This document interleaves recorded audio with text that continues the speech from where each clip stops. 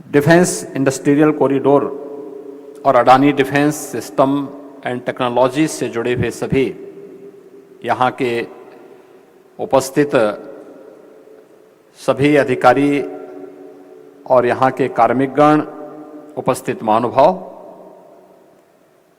मेरे लिए यह अत्यंत आह्लादित क्षण है कि जब उत्तर प्रदेश ने 2018 में अपना पहला इन्वेस्टर समिट आयोजित किया था, तब देश के यशस्वी प्रधानमंत्री आदरणीय श्री नरेंद्र मोदी जी ने देश के अंदर 2 डिफेंस मैन्युफैक्चरिंग कॉरिडोर की घोषणा की थी। भारत की रक्षा क्षेत्र में आत्मनिर्भरता के लक्ष्य को ध्यान में रख करके ये 2 महत्वपूर्ण घोषणाएं थी। एक सुदूर दक्षिण में तमिलनाडु में और दूसरा डिफेंस मैन्युफैक्चरिंग कॉरिडोर की घोषणा उत्तर प्रदेश में आदरणीय प्रधानमंत्री जी ने इन्वेस्टर समिट के आयोजन में किया था। और मुझे प्रसन्नता है कि प्रधानमंत्री जी ने उत्तर प्रदेश के अंदर जिन 6 नोड्स की घोषणा की थी, उन 6 नोड्स में अलीगढ़, आगरा, कानपुर, लखनऊ, झांसी और चित्रकूट के 6 नोड्स में आज एक महत्वपूर्ण डिफेंस एंड मैन्युफैक्चरिंग से जुड़ी हुई इस महत्वपूर्ण यूनिट ने अपना मैन्युफैक्चरिंग का कार्य प्रारंभ किया है। मैं इसके लिए Adani defence system and technologies limited को हृदय से बधाई देता हूं। हम सब जानते हैं कि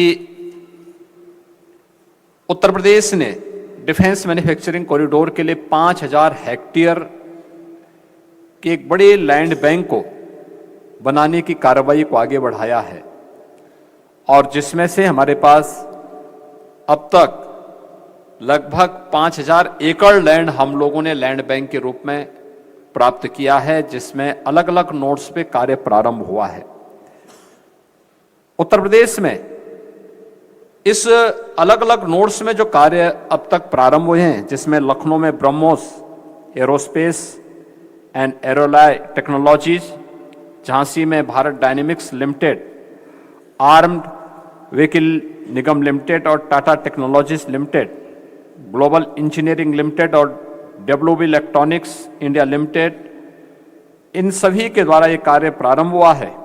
अलीगढ़ में Shankar research labs, LLP and Emitec electronics शामिल हैं, जिनमें अब तक कार्य प्रारंभ हुआ है, और जिसमें कानपुर में Adani defence system and technologies limited, Anant technologies and Zensar aerospace, ये सभी इन अलग अलग नोड्स में कार्य कर रहे हैं। उत्तर प्रदेश में 2 इस दिशा में डिफेंस मैन्युफैक्चरिंग कॉरिडोर में सेंटर ऑफ एक्सीलेंस विकसित हो रहे हैं, जिसमें दोनों आईआईटी कानपुर और आईआईटी बीएचयू, इन दोनों को इसके लिए नामित किया गया है। और इसके लिए रक्षा मंत्रालय ने भी उत्तर प्रदेश में टेस्टिंग सुविधा का इंफ्रास्ट्रक्चर विकसित करने के लिए सहयोग करने में अपनी साझेदारी दिखाई है। उनके इंफ्रास्ट्रक्चर डेवलपमेंट के लिए भी अपना सहयोग प्रदान करने की कार्रवाई की है। उत्तर प्रदेश में डिफेंस कॉरिडोर में डिफेंस एंड एरोस्पेस सेक्टर की एमएसएमई एंड स्टार्टअप की विशिष्ट जरूरतों को पूरा करने के लिए जो भी सहयोग की आवश्यकता पड़ती है, उसके लिए एक अनुकूल वातावरण प्रदेश के अंदर बनाने का कार्य हुआ है। और इसके पीछे का उद्देश्य भारत को सुरक्षा के क्षेत्र में न केवल आत्मनिर्भरता, बल्कि इसके माध्यम से हम न केवल अपनी स्वयं की आवश्यकताओं की पूर्ति कर सकें, बल्कि देश की सुरक्षा और आंतरिक सुरक्षा की स्थिति को सुदृढ़ बनाने के साथ साथ इस क्षेत्र में जो दुनिया की आवश्यकता है, उन आवश्यकताओं की पूर्ति करने में भी भारत अपना योगदान दे सके, इसके लिए उत्तर प्रदेश का यह एक महत्वपूर्ण केंद्र जो 6 नोड्स में विकसित हो रहा है, यह एक मील का पत्थर साबित होगा, यह मैं विश्वास के साथ कह सकता हूं।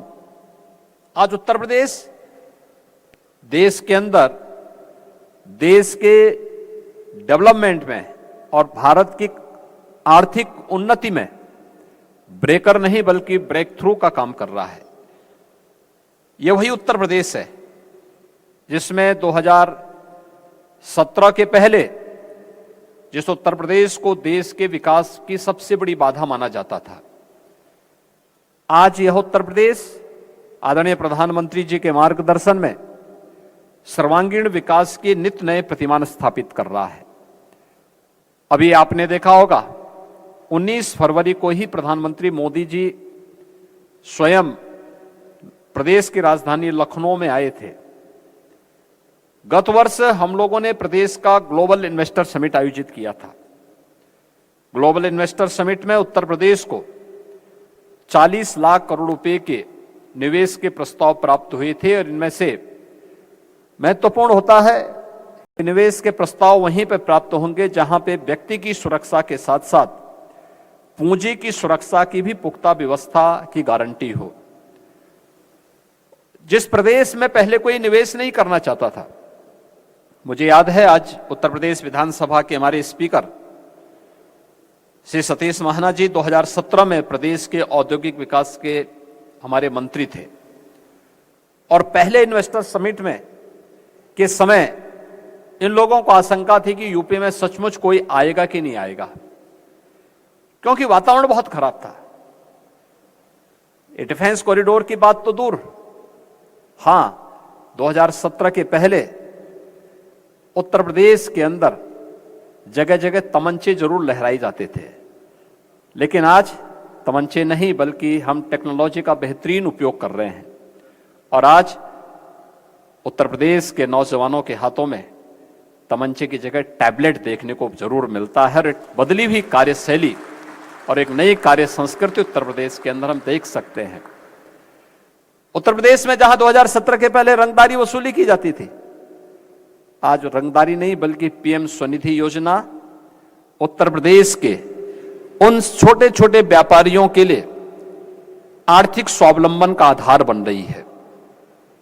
जो उत्तर प्रदेश में पहले दंगे होते थे, आज उत्तर प्रदेश के युवाओं के लिए खेल की एक नई संस्कृति को विकसित करके दंगल जैसी प्रतियोगिताओं के माध्यम से उन्हें गोल्ड मेडल जीतने के लिए ओलंपिक में या एशियन गेम्स में गोल्ड मेडल जीतने के एक नए अवसर उत्तर प्रदेश प्रदान कर रहा है। और जहां कर्फ्यू लगता था, आज शानदार तरीके से कावड़ यात्राएं उत्तर प्रदेश की एक उत्सव प्रदेश के रूप में बदलने का भी कार्य कर रहा है। ये जो नई कार्य संस्कृति पैदा हुई है, इस बदले हुए प्रवेश में हम सबको इसका लाभ लेना चाहिए। और अभी 19 फरवरी को प्रधानमंत्री जी का आगमन 10,24,000 करोड़ रुपए के निवेश के प्रस्तावों को जमीनी धरातल पर उतारने का कार्य एक साथ हम लोगों ने लखनऊ में आयोजित किया है। इंफ्रास्ट्रक्चर का जितना शानदार कार्य उत्तर प्रदेश के अंदर हुआ है, आज सबसे देश के अंदर 40% एक्सप्रेसवे यूपी के अंदर है और गंगा एक्सप्रेसवे बनने के बाद देश के कुल 55% एक्सप्रेसवेज अकेले यूपी के अंदर होंगे। एयर कनेक्टिविटी में उत्तर प्रदेश के अंदर बेहतरीन स्थिति है। आज 9 एयरपोर्ट हमारे क्रियाशील हैं, जिनमें 4 इंटरनेशनल एयरपोर्ट हैं। 2017 के पहले केवल 2 एयरपोर्ट हमारे पास थे। अभी कुछ ही दिनों के बाद इसी मार्च के प्रथम सप्ताह में हमारा प्रयास है कि 10 नए एयरपोर्ट हम एक साथ चालू करेंगे उत्तर प्रदेश के अंदर। और इस वर्ष में हम लोग भारत के सबसे बड़े एयरपोर्ट को, जेवर एयरपोर्ट को भी हम प्रारंभ करने वाले हैं। एमआरओ की हमारी पॉलिसी आ चुकी है। भारत का पहला एमआरओ भी हम लोग जेवर के पास स्थापित करने जा रहे हैं। इस नए स्थिति में आज यहां पर आपने देखा होगा एकदम वीरान क्षेत्र था ये, और डिफेंस मैन्युफैक्चरिंग कॉरिडोर की जब बात आई थी तो महाना जी का भी और यहाँ के हमारे जनप्रतिनिधियों का आग्रह था कि इस पूरे क्षेत्र में इसको डेवलप किया जाए। और मैं धन्यवाद दूंगा यहाँ पे Adani defence system and technologies को कि अडानी ग्रुप ने इसमें रुचि ली और एक साथ 500 एकड़ क्षेत्र में वह इसको डेवलप कर रहे हैं। मेरा उनसे आग्रह होगा कि आईआईटी कानपुर बहुत दूर नहीं है और कानपुर में हमारे दो महत्वपूर्ण ऐसे टेक्निकल इंस्टीट्यूशन है, एक आईआईटी कानपुर है और एक एचबीटीयू है। इन लोगों के साथ मिलकर के यहां पे स्किल डेवलपमेंट का एक बेहतरीन सेंटर स्थापित हो सकता है। यहां के युवाओं को यहां का जो स्किल है उसको स्किल में बदलने के लिए अगर हम कार्य कर पाएंगे तो इंडस्ट्री के लिए यहां पे स्किल मैन पावर की उपलब्धता होगी और फिर वो स्किल मैन पावर यहां की न केवल यहां के लिए बल्कि यहीं से कुछ ही दूरी पे हम बुंदेलखंड में 46 वर्ष के बाद उत्तर प्रदेश में किसी एक नए औद्योगिक क्षेत्र का विकास बीडा के रूप में करने जा रहे हैं। झांसी बुंदेलखंड औद्योगिक विकास क्षेत्र के रूप में विकसित करने जा रहे हैं। यह बहुत महत्वपूर्ण केंद्र होगा।